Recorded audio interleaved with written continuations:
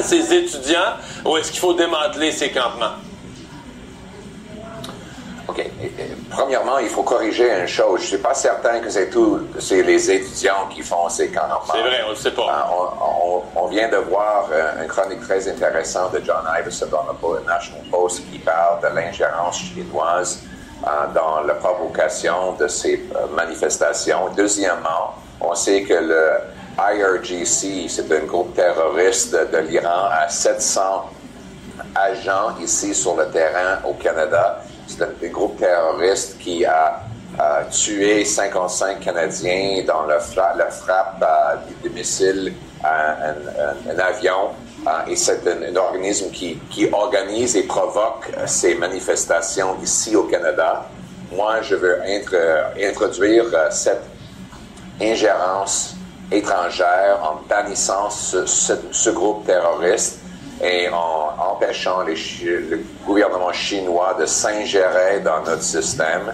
Oui, les gens ont le droit de se manifester, mais il faut aussi permettre les étudiants juifs et juives de participer dans leurs études de façon sécuritaire et il ne faut pas empêcher les études des autres étudiants. Donc, en conclusion, vous souhaiteriez le démantèlement des campements ou vous toléreriez leur maintien? Cas par cas, les gens peuvent avoir des manifestations, oui, je suis d'accord, même si je ne partage pas leur point de vue, mais ça ne se peut pas empêcher les études des autres étudiants. Et moi, je crois que la liberté d'une personne ne peut pas empêcher la liberté d'une autre. Qu'est-ce que vous pensez de la situation? Est-ce que le Canada doit faire monter la pression sur Israël pour mettre fin à ce conflit? Est-ce que vous avez l'impression que la situation humanitaire à Gaza est devenue tellement terrible qu'elle justifie que le Canada s'en mêle comme plusieurs le demandent et l'appui qui a été donné à Israël, qu'on remplace ça maintenant par une pression sur Israël pour arrêter les frappes? Le problème, c'est que Israël n'a pas un partenaire de paix. Hamas a dit que l'instant que les frappes arrêtent, il va commencer à préparer une autre attaque qui ressemble à l'attaque du 7 octobre. Donc, c'est nécessaire d'éliminer Hamas.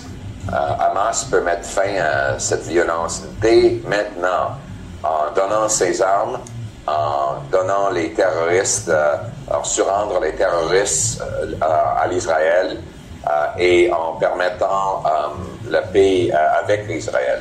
Mais pour l'instant, Hamas refuse de faire ça. Et donc, quand on parle d'un cessez-le-feu avec qui quand Hamas dit non à la paix? Est-ce que vous seriez un premier ministre pro-Israël? Oui. Comme ça. Ça ne m'empêche pas d'être pro-palestinien quand on parle du peuple. Moi, je veux qu'il y ait un État palestinien. Je pense qu'il peut y avoir une paix. Les Israéliens ont déjà signé une paix avec l'Arabie Saoudite, avec Bahreïn, avec le Soudan. Je pense que les Israéliens étaient en train de négocier une paix avec l'Arabie Saoudite et c'est l'une des raisons pour laquelle l'Iran a provoqué Hamas à faire l'attaque afin d'interrompre cette paix. Moi, je veux une paix durable, un État palestinien, mais Hamas, la Hamas, c'est un groupe terroriste qui ne va jamais permettre ça. C'est pour ça qu'il faut détruire la Hamas. Au mois de juin, M.